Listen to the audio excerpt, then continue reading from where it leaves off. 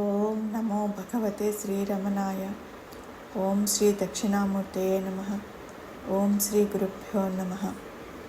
ఈరోజు స్టేటస్: అహంత అంటే వ్యక్తిత్వం యొక్క అహంకారం.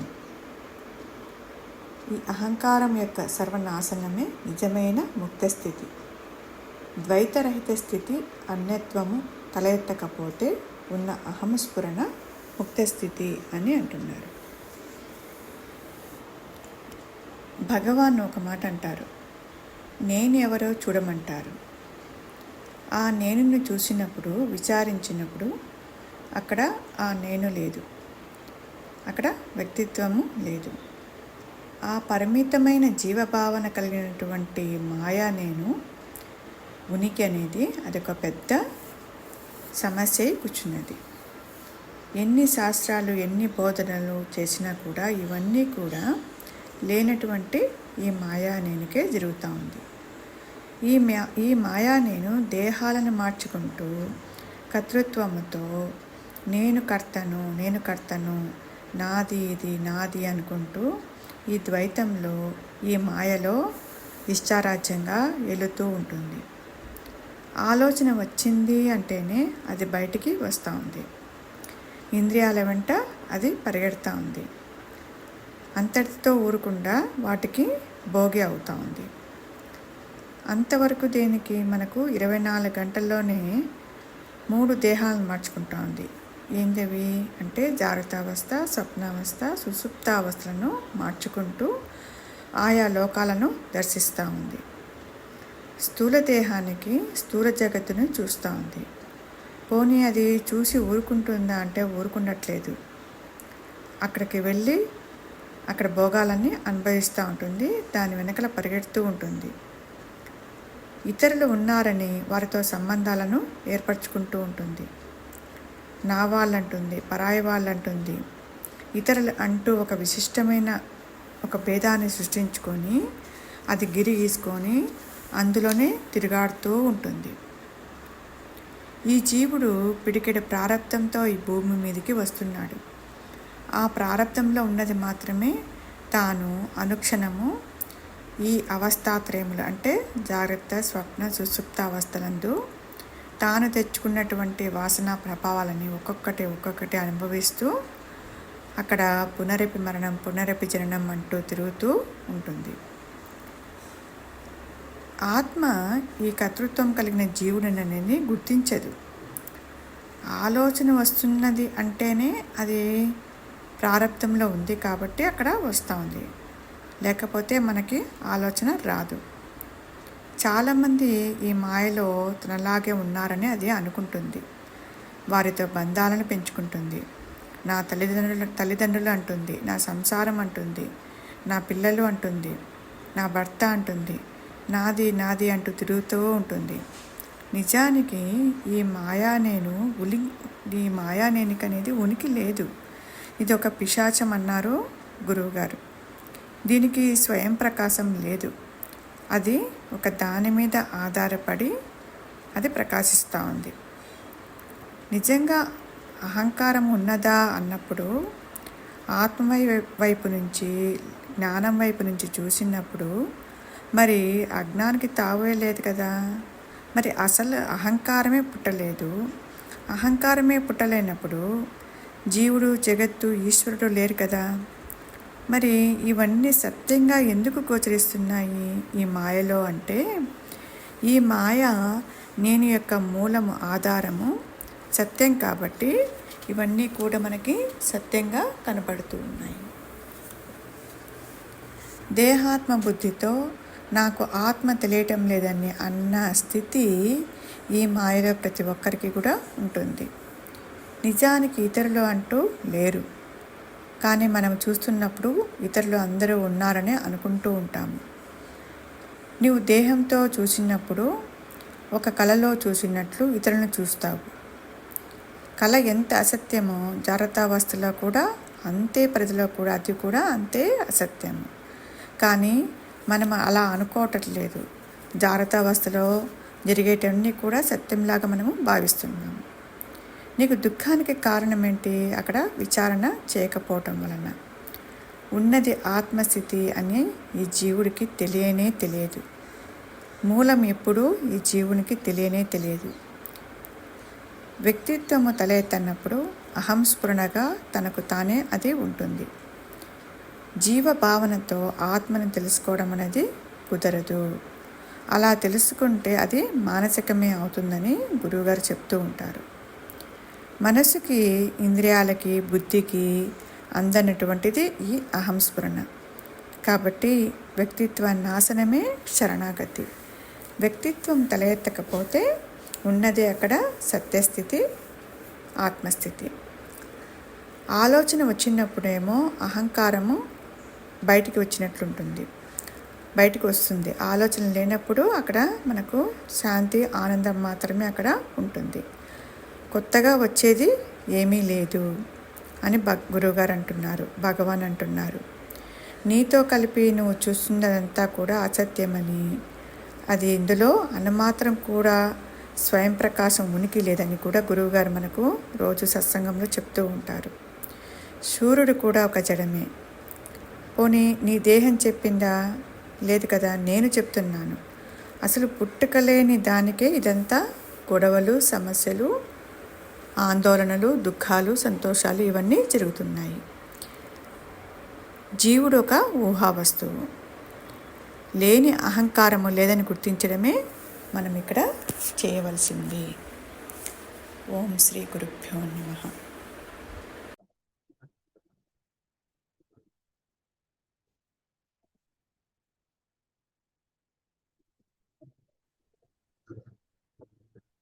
అహంత అంటే వ్యక్తిత్వం యొక్క, అహంకారం యొక్క సర్వనాశనమే నిజమైన ముక్త స్థితి, ద్వైతరహిత స్థితి. అన్యత్వము తల ఎత్తకపోతే ఉన్న అహంస్ఫురణ ముక్త స్థితి. ముక్తి ఎవరికి? ముక్తి ఆత్మకే గురువుగారు, జీవుడికి కాదు అని అంటున్నారు మీరు. అంటే అది తెలియకపోవడం వల్ల వీడు ఈ జనన మరణాలు పుడుతూ చనిపోతూ ఉంటాడు, అది తిరుగుతూ ఉంటాడు. ఎప్పటికైనా తెలుస్తుందా? పోనీ వాడికి ఎప్పుడు తెలియదు గురువు గారు. అన్నావు, జీవుడికి తెలుస్తుందా? తెలియదు అంటున్నారు. వీడు ఉంటే పోతే ఉపయోగం ఏంటి? అంటే నాకు అది అహంస్ఫురణ తెలిసినప్పుడు ఎవరికి? ఆత్మకే అంటున్నారు గురువు గారు మీరు. ఆత్మకే తెలిస్తే జీవుడు ఉపయోగం ఏంటి? అంటే ఇంకా వాడికి జనన మరణాలు ఉండవు అని అంటున్నారు. లేదుగా, ఇప్పుడు కూడా పాముకి పుట్టుక లేదుగా. పాముకు పుట్టుక లేదు గురుగారు, కానీ ఇప్పుడు వీడు భ్రాంతిలో, భ్రమలో వీడు అనుకుంటున్నాడు జనన మరణాలు ఉన్నాయి, ఇవన్నీ ఉన్నాయని అనుకుంటున్నాడు. మరి వీడికి తెలుస్తుంది ఆత్మ? ఆహా, తెలియదు. మరి ఉపయోగం ఏంటి? నేను ఇది కాదు, నేనంటే ఆత్మనని తెలుసుకునే స్థితిలో ఉంటాడా? పోనీ వీడు ఉండడు. మరి ఏ విధంగా తీసుకోవాలి మనం?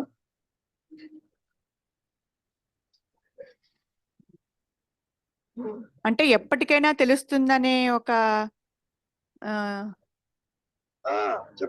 అంటే ఎప్పటికైనా తెలుస్తుందనే ఒక ఇదిలో ఉంటాడు గురుగారు. అంటే ఎప్పటికైనా నాకు తెలియకుండా పోతుందా అని. అంటే నాకంటే జీవుడికి కాదు, జీవుడికి కాదు. జీవుడికి కాకపోతే ఆత్మకి తన ఉనికి తెలిస్తే తెలియకపోతే నీకెందుకు? అది బెనిఫిటెడ్. అంటే బెనిఫిట్ అంటే ఒకటే కదా గురుగారు, జనన మరణాలు ఉండవు అని చెప్తున్నారు. సరేనమ్మా, ఆత్మ ప్రకాశిస్తే ఆత్మకే ఉంటుంది, నీకేమిటి బెనిఫిట్? అంటే ఇప్పుడు చూసినదంతా ప్రపంచము సత్యమని అనుకోవడం వల్ల దీనివల్ల నేను ఈ సుఖ దుఃఖాలు అనుభవిస్తున్నాను కాబట్టి ఇది కాదు, ఇది భ్రాంతి అనే ఒక అవగాహనకి గుర్తించగలుగుతాడు. ఏది గుర్తించగలుగుతాడు? అంటే అది తెలుసుకోవడం వల్ల ఈ జీవుడు ఉండడు కాబట్టి ఉన్నది చూస్తున్నదంతా ఏది తెలుసుకోవడం వల్ల? అంటే అహంస్ఫురణ తెలుసుకోవడం వల్ల. దేవుడికి తెలుస్తుంది అప్పటికైనా? తెలియదు. తెలుసుకోవడం అంటే ఎట్లా అంటావు? అంటే తెలుసుకునే సమయంలో జీవుడు ఉండడు అంటారు. కానీ జీవుడు ఉన్నట్టు ప్రారబ్ధ వశం ప్రకారం ఈ జీవుడు ఉంటాడు కాబట్టి తెలిసినప్పుడు అది చూస్తున్నదంతా మిథ్యా, నేనుతో చూస్తున్నాను ఒక అవగాహన ఉంటుంది గురువుగారు. దేవుడికి అన్నిటికీ ఆత్మ సంగతి గాని, ఆత్మ ప్రకాశ సంగతి గాని, సంగతి గాని, తన ఉనికి అదే అని గాని తెలియదు. తెలుస్తుందా తారొకటి ఉన్నట్టు? తెలియదు. సేమ్ థింగ్ ఇక్కడ అప్లై చేయి.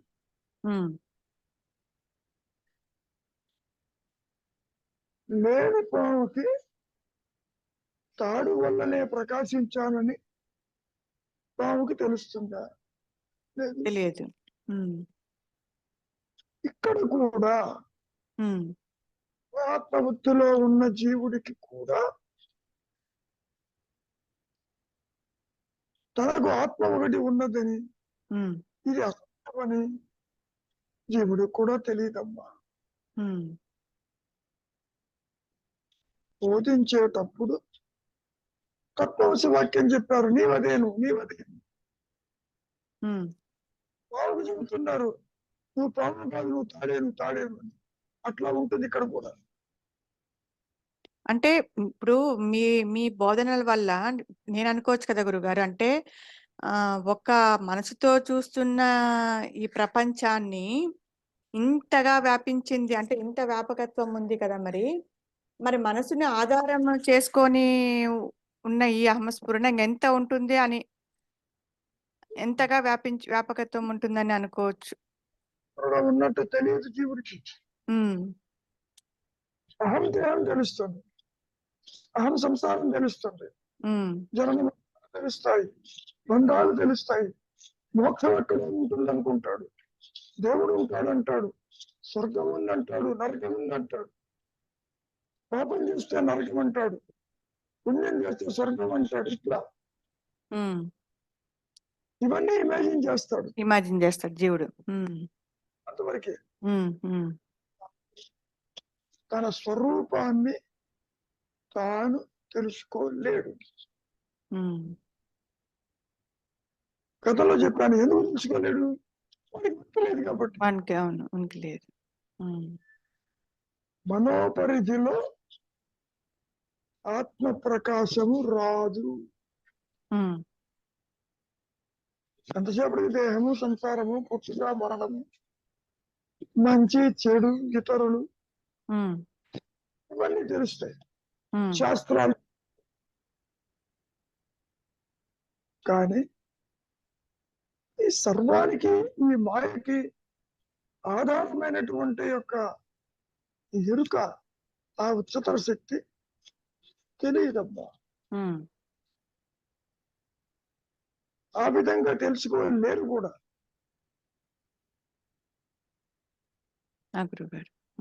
మనిషి వాక్యం ఏం చెబుతుంది? తత్వవశ వాక్యం. నువ్వు అది అంది అంతవరకు. నువ్వు అది అని చెప్పినంత మాత్రాన నీకు అది తెలియటం లేదు, అదిగా ఉండటం లేదు.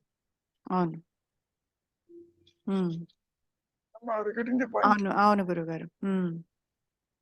ఎంతసేపటికి ఈ సృష్టికర్త ఉన్నాడని, భగవంతుడు వివిధ పేర్లతో పెట్టుకోవచ్చు, నువ్వు ఏ పేరన్నా పెట్టు, భగవంతుడు అనుకుంటూ పూజిస్తూ తిరుగుతూ ఉంటావే తప్ప. కాబట్టి అన్నారు మహర్షులు వారు, భగవంతుడు ఉన్నాడని ఎవరికి తెలియదు. నువ్వు ఉన్నావు కదా అని నువ్వు పరిశీలించు, అంతవరకు. అవును గురుగారు. అమ్మా, అవును గురుగారు. ఏమన్నా కొంచెమైనా అంతెందుకు గురుగారు, ఇప్పుడు ఉదయం లేచిన వెంటనే ఆ సెల్ ఫోన్ నిజం అనుకుంటాము, అది చూసిన వెంటనే దాంట్లో ఉన్నటువంటి నిజం అనుకుంటాము, కొన్ని మెసేజ్లు ఫార్వర్డ్ చేస్తాము, అది ఎంత సత్యంగా అనిపించేటట్టుగా ఉంటుంది కదా. అది ఉంటాం కాదు, ఉమ్, నీ సత్యంగా గుర్తిస్తుంది. గుర్తిస్తున్నాను అదే. సెల్ ఫోన్ చెప్పడంలా ఉన్నట్టు, అవును, మెసేజ్ చెప్పడంలా ఉన్నట్టు నువ్వు గుర్తిస్తూ నేను గుర్తిస్తున్నాను, గుర్తిస్తూ దాన్ని పంపిస్తున్నాను సత్యమని. ఉమ్, that's all. ఉమ్, ఇదిగో రవికుమార్ ఉన్నాడు సత్యం అంటావు, నీవెంత సత్యమో రవికుమార్ అంతే సత్యం. అదే. ఉమ్, ఏమ్మా? అవును గురుగారు, అవి చెప్పట్లేదు కానీ నేను గుర్తిస్తూ అవి సత్యం అని చెప్తున్నాను. ఇంతకీ విశేషం ఏంటంటే గుర్తించే వారి యొక్క సత్యత్వం ఎంతవరకు. ఉమ్, తనకు తాను లేడన్న స్థితిలో ఉండలేడు జీవుడు. ఉమ్, తన మూలాన్ని తెలుసుకోలేడు. ఉమ్, అందుకనే అనుగ్రహము చేత ఆత్మ ప్రకాశించిన స్థితిలో వేల మందిలో ఒకళ్ళకి ఏది దోపవేగంలో ఉమ్, నన్ను చేరతాడు. కరెక్ట్. ఉమ్, గట్టిగానే చెప్పాడు, ఉమ్, నా మాయను జయించి నన్ను చేరతాడని. అంటే అర్థమవటానికి నీకు అనుగ్రహము చేత అన్నారు ఇక్కడ మాట.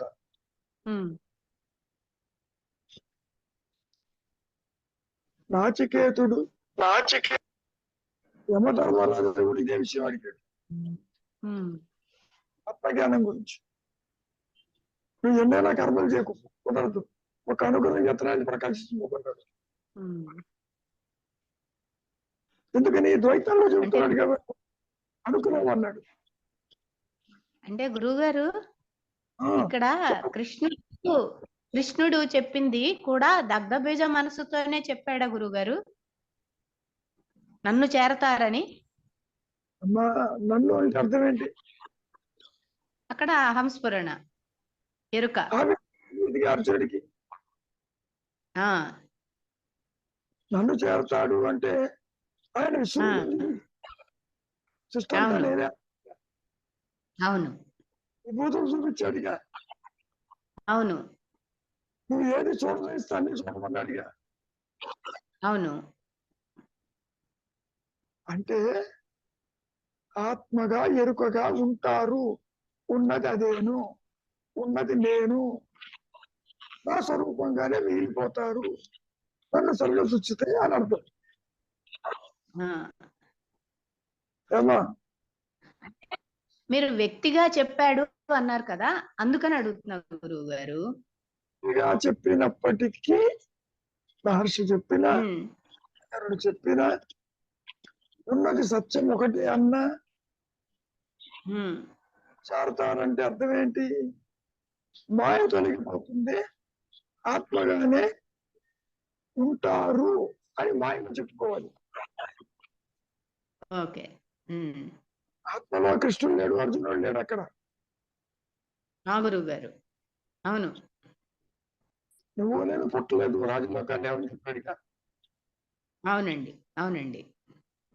ఏమ్మా మళ్ళీ ఇంకో చోట నువ్వు నేను పుట్టాము, చాలా జన్మలు ఎత్తాం, కానీ నీకు తెలియదు నాకు తెలుసు అంటాడుగా మరి. ఎంత తెలిసినా ఆ ఆయనకి ఇంకొకరికి ఆత్మజ్ఞానం ఎవరికి ఇచ్చాడు? ఎవరికి ఇవ్వలేదుగా. అవును ఇవ్వలేదు, అది ఇచ్చేది కాదు కదా. ఏమ్మా? ఆ గురువు గారు బోధలన్నీ కూడా మాయలో చెప్పుకునేవేను. ఆ గురువు గారు ఏనాయనా రవి, గురువు గారు. ఎంతవరకు దీన్ని నువ్వు అర్థం చేసుకోగలవు? అంటే అంటే ఎంత మనము ఇప్పుడు తెర మీద ఆ ఎన్ని బొమ్మలు పడినా తెరకేం కానట్టు, అంటే అది ఇటు అహంకారంతో ఆ మాట అనుకున్నా సరే ఆ బొమ్మతో తాదాప్యం చెందే ఉన్నట్టు ఉంటుంది గురువు గారు, ఎంత అనుకుంటున్నా కూడా. బొమ్మతో తాదాప్యం ఏం చేస్తుంది? గురువు గారు బొమ్మతో తాదాప్యం ఏం చేస్తుంది? ఈ అహంకారమే, ఈ మాయాలేనే. తెర అయితే కాదు కదా. తెర తెర అయితే కాదు గురువు గారు. మరి ఆ. మాయనే మరి ఉమ్. అహంకారం ఉందే. జడమైన దేహముతో ఆత్మ ఎన్నడైనా కలిసిందే అసలు? గురువు గారు. శిక్షణకు రండి, అసలు ఉన్నదే.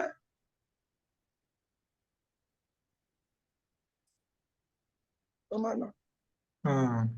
అంటే ఆ విషయము అసలు అది అంటే అది ప్రకాశించిన తర్వాత ఏదైనా మనకి ఆ స్పష్టత వస్తుందంటారు గురువు గారు. ఇప్పుడు కూడా నువ్వు అదేగా, తర్వాతే ఉంది, ముందే ఉంది. కాలంతో సంబంధం లేదుగా. గురువు గారు. కాలంలో లేకుండా పోయి మనకు కాలంలో బయటికి వచ్చేది కాదుగా. అవును. ఎస్టర్డే నవ్వు, టుడే నవ్వు, టుమారో నవ్వు.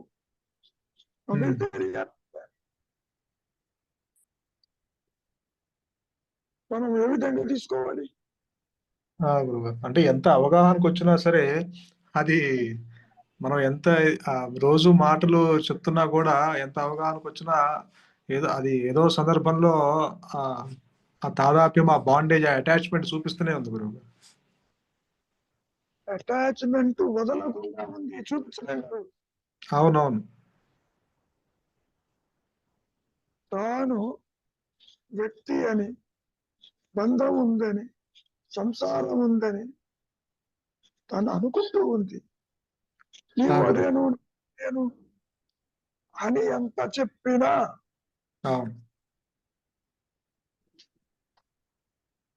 గురువు గారు, మొన్న ఎప్పుడో గురువు గారు ఇండియాను న్యూజిలాండ్ ఫైనల్స్ ఛాంపియన్ ట్రోఫీ అది చూస్తున్న సేపు గెలవాలి గెలవాలి ఆ ఇండియా అన్న, అంటే నాది ఈ ప్రాంతం, నీ దేశాన్ని, ఆ తెర మీద ఈ బొమ్మలే అన్న అవగాహన విచారణ చేస్తున్న వెనక అది ఊరుకోవట్లేదు, గెలవాలని ఆలోచింపజేస్తుంది, ఆ తాదాప్యం ఏర్పడింది. కానీ న్యూజిలాండ్ నడిపించిన, ఇండియా నడిపించిన ఆ విచిత్ర శక్తి కదా.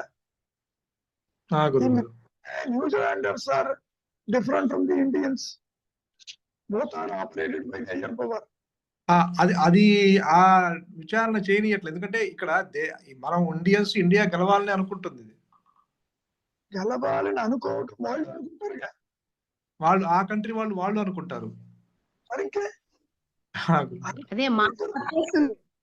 అక్కడ అది ఆ అవిద్య అనే మాయ నాది నేను అనే మాయ కప్పివేసినందువల్ల ఆలోచన అలా వస్తుందని నేను అనుకుంటున్నా గురువు గారు. ఆలోచన రావడం ఇబ్బంది ఏం కాదు. నీవు అనుకున్నంతో గెలిచావు. అవును గురువు గారు. కదా, అదే అనుకున్నంతో మరి నాది నేను అనుకుంటూ ఉంటారు గురువు గారు. ఆ విద్య అజ్ఞానం వల్ల ఇండియా గెలవాలి అనేది వస్తుంది అంటున్నా. నీవు గెలవగలవా? నేను అది హయ్యర్ పవరే గెలిపించాలి, అది దాని చేతిలోనే ఉంది. నువ్వు ఎప్పుడైతే న్యూజిలాండ్ గెలిచినా, ఇండియా గెలిచినా, అవును, అది గురు కరెక్టే గురువు గారు. మీ చేత ఓడించేట్టు చేస్తుంది. అవును, అది గ్రహించమంటాది. అదే కరెక్టే గురు. అనుకున్నాకు నువ్వు గెలిచింది. అవును. అంటే అదే గురువు గారు, అక్కడ ఆడింది ఆ టీము, 2 టీములు ఆడి వాళ్ళు ఆడారు, కానీ ఇటుపక్క ప్రేక్షకులుగా మనం చూస్తున్నప్పుడు తాదాప్యం చెంది వాడు గెలిస్తే మనం గెలిచామన్న భావన ఏర్పడుతుంది. వచ్చినది కాదు. ఎందుకని? Your identity with body and land. గురువు గారు, అవును. అదే నువ్వు ఆత్మగా ఉన్నావు అనుకో, ఎవరు గెలిచినా నువ్వు ఆనందించాలి. ఎందుకని? It is will of God. రెండింటిని నడిపించేది ఆ హయ్యర్ పవర్. నువ్వు ఎందుకు ఆడలేకపోయినావు? నీ సొంతంగా ఆడగలవా? లేదు. పాములు నడిపేది ఎవరు? Iyer power. Um. Is it not? గురువు గారు. ఆ దృష్టికోణంలో చూడు. ఎవరికి ఇచ్చినా it is the will of God. Okay okay. అది గెలిచినట్టు. నీ సొంతం ఏముంది అక్కడ? అదేలే, అంటే ఇప్పుడు న్యూజిలాండ్ ఓడిపోయినా ఆధారముతో ఉంది కాబట్టి ఆధారమే గెలిచినట్టు. ఇండియా గెలిచినా దానికి ఆధారం పరిపూర్ణమైన జ్ఞానం కాబట్టి ఆడుతున్నారు. ఉంచాలి, ఎవరిని దూరంగా ఉంచాలి, ఎవరిని ఫస్ట్ రౌండ్ లో ఇంటికి పంపించాలి అని వెళ్ళిపోయారు కదా. ఇంగ్లాండ్ పాకిస్తాన్ వెళ్ళిపోయారు. ఏమైనా తక్కువ పడతారా? It is will of God. Point అది. గురువు గారు అవును. నువ్వు అనుకుంటావు అది సరిగా లేదు, ఇది సరిగా లేదు, ఆడావని. No, efficiency is the same for all the players. అదే గురుగారు, ఇప్పుడు వరల్డ్ కప్ లో ఇండియా 10 మ్యాచ్లు గెలిచింది, ఫైనల్లో ఆస్ట్రేలియాతో ఓడిపోయింది కదా. అన్ని మ్యాచ్లు గెలిచింది. ఎందుకని? ఓడిపోయింది గెలిచింది అనొద్దు. ఓడిపోవడానికి అది సహకరించింది. ఓకే, అది ఇంపార్టెంట్. రెండిటికి ఆధారం అదయింది. ఎగ్జైట్, అది గుర్తుపెట్టుకో. ఓకే ఓకే, ఆ దృష్టికోణం ఉండాలి. Indian people they one. It is higher people make the India win. Okay okay. ఎవరు రన్నరు, ఎవరు ఇది అని అది డిసైడ్ చేస్తుంది. జయమైన అపజయమైన ఎగ్జాక్ట్లీ. అది అర్థం చేసుకున్నప్పుడు you don't cry, you don't hate.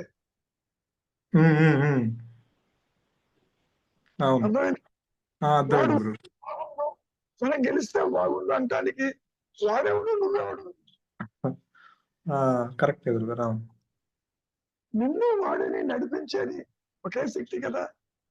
ఒకే శక్తి. అయితే ఇక్కడ ఆ దేశము, నేను ఈ ప్రాంతానికి చెందిన వాడిని, వాడు ఆ ప్రాంతానికి చెందినవాడు అన్న భావన ఏర్పడించింది అని నీ భావనతో వెళ్తున్నావు. అవును. నువ్వు అమెరికాలో ఉన్నా, పాకిస్తాన్ లో ఉన్నా, రష్యాలో ఉన్నా, ఎక్కడున్నప్పటికీ కూడా నడిపించేది హయ్యర్ పవర్. ఒకళ్ళని అడుక్కునేది చేస్తుంది, ఒకళ్ళని అప్పులిచ్చేది చేస్తుంది, ఒకళ్ళు యుద్ధం చేస్తుంది, ఒకళ్ళు ఆకలి ఆలోచిస్తుంటారు. ఎందుకని? It is higher power. అంటే ఇక్కడ ఇండివిజువల్ గా ఒక తెచ్చుకున్నది అనుభవిస్తే సమిష్టిగా అనుభవించేది ఒకటి ఉంటుంది గురుగారు, అంతేగా? ఇండివిజువల్ అన్ని భావాలేగా. గురువు గారు, అన్ని భావాలతోనే కూడుకుని ఉంటుంది. అన్ని భావాలే. ఇప్పుడు సంసారంలో ఒకరికి ఇబ్బంది అయింది, అందరికీ ఇబ్బంది వస్తుంది అక్కడ. అందరూ బాధపడతారు కదా. అవును. అదేవిధంగా ఒక ప్రాంతంలో ఒక ప్రమాదం వచ్చింది, అందరూ వచ్చింది ఇబ్బంది, అందరూ పడతారుగా. అంటే ఇది ఇక్కడ దుఃఖమైన సుఖమైన the will of higher power, అంటే అది అది నడిపిస్తుంది. నీ కర్మానుసారముగా నీకేది ఇవ్వాలి, నీ నుంచి ఏది తీసుకోవాలి, ఎవరిని గెలిపించాలి, ఎవరిని తుడిపించాలి, అది డిసైడ్ చేస్తుంది. పోనీ సక్సెస్ ఏమన్నా అందరికీ ఒకేసారి ఇస్తుందా? లేదు. మరి 17 ఏళ్ల క్రితం పాకిస్తాన్ గెలిచిందిగా. గెలిచింది మరి. అవును. ఒక్కొక్క సందర్భంలో ఒక్కొక్క ట్రోఫీ ఒక్కొక్క కంట్రీకి వచ్చింది. అవును. ప్రతిసారి నువ్వే రావాలి అంటే అది డిసైడ్ చేయాలి, నువ్వు కాదు. గురువు గారు అవును. అంటే అదే ఆ అడ్మినిస్ట్రేషన్ అంతా అది అది అది హయ్యర్ పవర్, ఆ ఉచిత శక్తి ఆధీనంలో నడుస్తూ ఉంది. మేము ఇక్కడ ఆడము, మేము దుబాయ్లో అది అక్కడ ఆడింది. దుబాయ్ గురువు గారు. అవును. మరి ఆ మాట నిలబెట్టుకోవాలంటే హయ్యర్ పవర్ చెప్పాలిగా. నువ్వేమో ఒకే చోట కూర్చుంటారా, ఇది మాట్లాడుతూ ఉంటారా? మరి అది డిసైడ్ చేసింది ఎవరు? Higher power. గురువు గారు. ఒకరికేమో వర్షంతో తుడుచుకుంటుకుపోయింది మ్యాచ్. అవును. ఉమ్. మీకు అడ్వాంటేజ్ కల్పించింది ఎవరు? Higher power. పాయింట్ అది. గురువు గారు. అంటే వీడిక్కడ అది గుర్తించక ఇది నా దేశము నా గెలవాలి అన్న భావనతో వీడు ఉంటాడు ఆ జీవుడు. నువ్వు ఎంత ఉన్నప్పటికీ నిన్ను నడిపించేది అది. అది ఈ ఆలోచన రావడానికి కూడా అదే కారణం. That's all.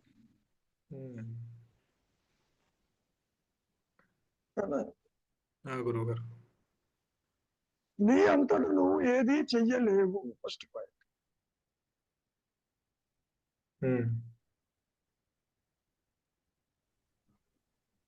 ఏమా ఇంకేమన్నా ఉందా? గురుగారు, అహంకారం నాశనం అవడానికి కూడా హయ్యర్ పవర్ సహకరించాల్సిందే కదా. హయ్యర్ పవర్ ఎప్పుడు సహకరిస్తూనే ఉంది. నిన్ను ఉంచాలా అంటే అంటే ఆ అనుగ్రహం ఉంటేనే వైరాగ్యం గాని ఆ శరణాగతి గాని అవన్నీ వస్తాయని అనుకుంటున్నా గురువు గారు. అవన్నీ పేర్లే దగ్గర కొట్టేస్తున్నాయి. అది ప్రకాశించే టైంకి నిన్ను ఉంచదమ్మా. గురువు గారు. ఏ విధంగా అయితే ఒక పండు నేను చెట్టుతోనే ఉంటూ పండాలంటే కుదరదు. అవునండి, అవును.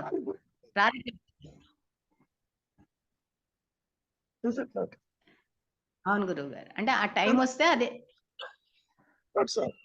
అదే అనుగ్రహం పడిపోవడం. గురువు గారు, అర్థమైంది గురువు గారు. కాబట్టి ఎవరిని ద్వేషించవద్దు, గురువు గారు. ఎవరిని శత్రువులుగా చూడవద్దు. ఎవరు నీకు మిత్రులు కాదు, శత్రువులు కాదు. అవునండి గురువు గారు. నీవు ఎంత అసత్యమో ఇతరులు అంతే అసత్యము. గురువు గారు. నిన్ను ఏ శక్తి అయితే నడిపిస్తుందో నువ్వు చూసే ఇతరులు కూడా అనేది అనిపిస్తుంది. సర్వజీవుల్ని నడిపించేది అదే. పక్షి గాని చీమ గాని ఏదైనా సరే. అంతేగాని నువ్వేదో అది కూడా అని అనుకోవద్దు. పాయింట్ గురువు గారు. నువ్వు అనుకోవడం ఏమైంది? గోపురం వేసినట్టుగా ఉంటుంది. గురువు గారు. చాంపియన్ని. అవును.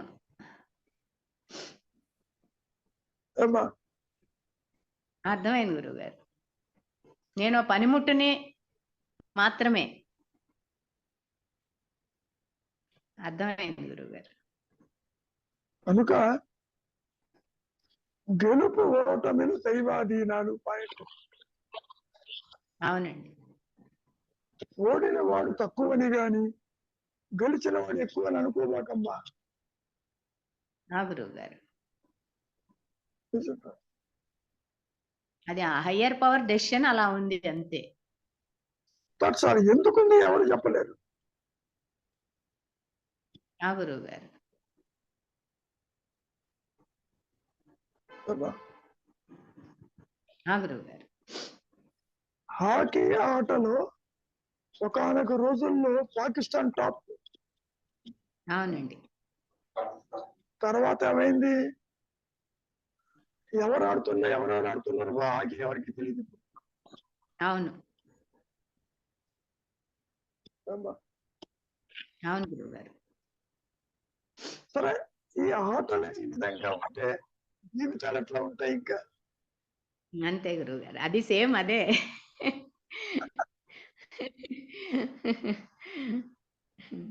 ఇది కూడా ఒక ఆటే, ఇది కూడా నాటకమే. నువ్వు ఈ క్రీడా రంగాన్ని ఒక ఎంటర్టైన్మెంట్ తీసుకున్నావు, కొన్ని కోట్లు ఖర్చు పెడుతున్నావు. అవును గురువు గారు.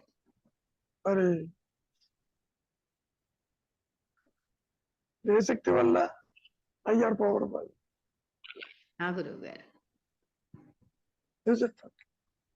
అవునండి, అవును. మొన్న కుంభమేళా జరిగింది ప్రయాగరాజులో. అవును. అవును. ఖర్చు పెట్టింది ఇంత, వచ్చింది 3-4 లక్షల కోట్లు వచ్చినాయి. అవునండి. ఎవరి శక్తి వల్ల? అయ్యప్ప వల్ల. హైయర్ పవర్ అంతే. అంతే గురువు గారు. కరెక్టే. 66 కోట్ల మంది స్నానం చేశారట. ఎవరి శక్తి వల్ల? అంతే అంతే. ఏమో, అవును గురువు గారు. ఏనాయనా రవి, గురువు గారు. when you accept the higher power, ఆ, surrender to it. ఈ భేదం ఆ. ఉండకూడదు. ఓకే. అంతేకాదు, నేను చేస్తున్నాను, నేను చేయలేను, నేను సక్సెస్ అని అనుకోవద్దు. పాయింట్ అది. You are an instrument in that higher power. గురువు గారు. అది ఎప్పుడు జ్ఞప్తికి ఉంచుకోవాలా? ఎస్. అందరూ పోతే నేను మిగతాన్ని పోవడం పొరపాటు. నా మతమే ప్రపంచంలో ఉండాలనుకోవడం పొరపాటు. గురువు మత గారు. సృష్టి ఉందిగా. అవును. మరి అవును. ఇప్పుడు అది చూస్తున్న సేపు నా దేశమే గెలవాలి అన్న ఆలోచన ఉంటుంది. అవును. ఎందుకని దేహాత్మ బుద్ధితో చూస్తున్నావు, అవును. వ్యక్తిగా చూస్తున్నావు, రాంగ్ ఐడెంటిటీతో చూస్తున్నావు. అది ఒకసారి జ్ఞాన దృష్టితో చూడు. అవును. నువ్వు తక్కువ ఏంటి, వాడు ఎక్కువ ఏంటి, ఏది లేదుగా. అదే అసలు అది ఆ సమానత్వం అనేది అసలు కనీసం ఒక ఆలోచన కూడా అది పుట్టట్లేదు. లేదు, నామరూప ప్లేస్ తోటి అంత ముడిపడుకున్నావు. గురువు గారు. అవును. That is the case. గురువు గారు. ఎందుకంటే ఇప్పుడు ఆ ఉच्चతర శక్తికి వీళ్ళకి ఎటువంటి పార్షియాలిటీ లేదు కదా గురువు గారు. అంతా సమానం కదా. అంతేగా మరి. నువ్వు నీకు పారిశ్రామిక దేనికి? నువ్వు రాజుగా అయాం కట్ట అయాం అన్నారుగా. ఏదైతే అవును. ఉండదో నేను ఏదైతే ఉన్నానో అది వారు కూడా అదే ఉన్నారు కదా. అటువంటిప్పుడు why do hate anybody for that correct. Matter? గురువు గారు. ఏమా పద్మజ, అర్థం అవుతుందా స్పోర్ట్స్? గురువు గారు అంటే అప్పుడు చూస్తున్నంత సేపు, అప్పుడు గమనించినప్పుడు అనుకుంటే ఆ ప్రాణం కూడా, అంటే ఆ శ్వాసలో కూడా తేడాలు చూసినప్పుడు అరే ఇంతగా ఉందా అనిపిస్తుంది గురుగారు. అవునమ్మా, మన వాళ్ళు తట్టుకోగానే అవుట్ అయిపోతే వాడు కోహ్లీ పేరు, అమ్మ కోహ్లీ ఆడుస్తావా, సెంచరీ కొడితేనేమో అదే గురుగారు, అదే దేహాత్మ బుద్ధితో అక్కడ అది ఆ దృశ్యము బాగా తెలిసి వచ్చింది గురుగారు. అంటే అహంకారం ఎంత గట్టిగా ఉందని తెలుస్తుంది. అంటే ఆ శ్వాసలు మనకి చూసినప్పుడు ఎంతగా మనల్ని చూసుకునేటప్పుడు ఆ తేడాలు కనబడతాయి మనకి. ఆ ఊపిరిలో ఒకలాంటి భయము, ఆందోళన, అదే గెలుస్తుందో లేదో అని చెప్పేసి అప్పుడు అనిపించింది అహంకారం ఎంతగా పెనవేసుకుంది అని చెప్పేసి. You create and then feel miserable. అది కాదు. ఇప్పుడు నువ్వు ఎంత ఆనందిస్తున్నావో, నువ్వు ఓడిపోయినావు అనుకో, వాట్ ఈస్ యువర్ ఫేట్? మిజరబులే కదా. కరెక్ట్ గురుగారు. కాబట్టి ఎవరైతే సుఖ దుఃఖాలని, పాపపుణ్యాలని, ఓటిని సమదృష్టితో చూస్తారో నాకు ప్రియులు అన్నాడు కృష్ణ పరమాత్మ. నువ్వు భేదాన్ని చూస్తున్నావు, ఆయన భేదం. నాకు ఇష్టం ఎవరు, శత్రువులు ఏడిపోమన్నాడు. అవును గురుగారు. నీకు నాకు భేదం లేదు, నువ్వు నేను ఒకటేను అని చెప్పినప్పటికీ భేద దృష్టితో చూస్తున్నావు. ఈ రామతం, ఈ మతం, గురుగారు నీ దృష్టికోణం వేరుగా ఉంది. అది పాయింట్. ప్రధాన రవి. ఆ, అవును గురువు గారు. అదే నేనెవరన్న పుస్తకంలో కూడా భగవాన్ రాగద్వేషం రెండు విడనాడవలసిందే అంటున్నారు. తెలుసు. ఉమ్. తెలుసు. అంటే ఇష్టము ఉండకూడదు, అయిష్టము ఉండకూడదు, సమానంగా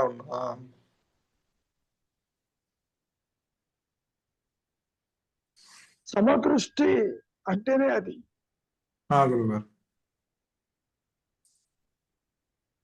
నువ్వు ఎప్పుడైతే ఒకదాని దగ్గరికి తీసుకొచ్చావో రేపొద్దున దూరం అయినప్పుడు దుఃఖం వస్తుంది నీకు. ఉమ్, అవును గురువు గారు, కరెక్ట్. ఉమ్, అంటే ఆ వస్తువు మీద ఎప్పుడైతే అది అటాచ్మెంట్ ఉందో ఆ వస్తువు దూరం అవగానే దుఃఖం వస్తుంది. మనుషులు, ప్రదేశాలు కూడా. అవును గురువు గారు, అవును.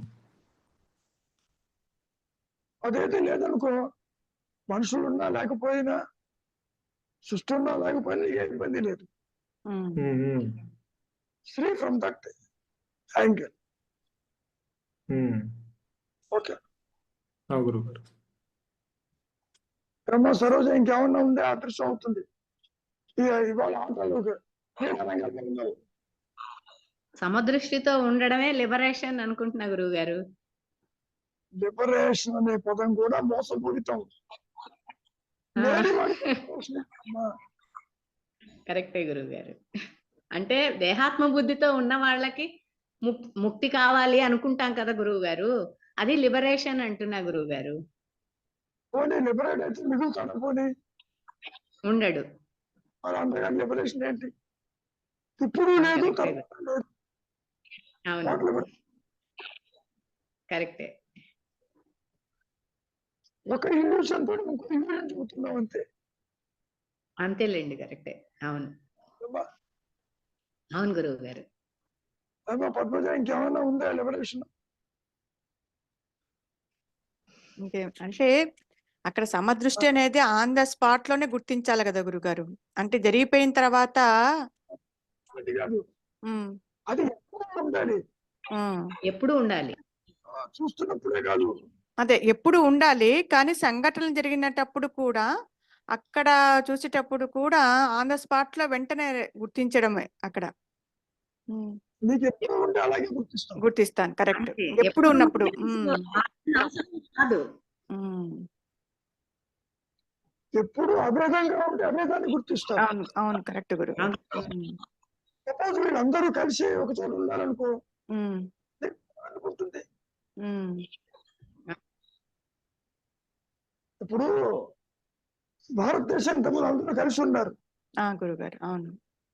కలిసి ఉన్న భావన ఉన్నప్పుడు ఈ దేశం లేదుగా. అవును, అవును. ఇప్పుడు ఎందుకు దేశం? నా మతం నీ మతం అని వచ్చింది కాబట్టి ఆ డిఫరెన్స్ అక్కడ వచ్చింది. అలా ఆ దృష్టితో ఉండబట్టి ఆ డిఫరెన్స్ వచ్చి విద్వేషాలు గురువు గారు. లేదు అక్కడ, అందరూ కలిసి ఉంటారు. లేదు, ఉండదు. అందరూ కలిసి ఉంటే ప్రశాంతంగానే ఉంటుంది. కాదు, ఫస్ట్ రౌండ్ లోనే పాకిస్తాన్ ఇంటికి పోయింది. సపోజ్ మనతో కలిసి ఉండాలనుకో, అవును, అవును గురుగారు. అంటే అందరూ నా వాళ్ళే అనుకునేటప్పుడు అక్కడ భేదభావన ఉండదు.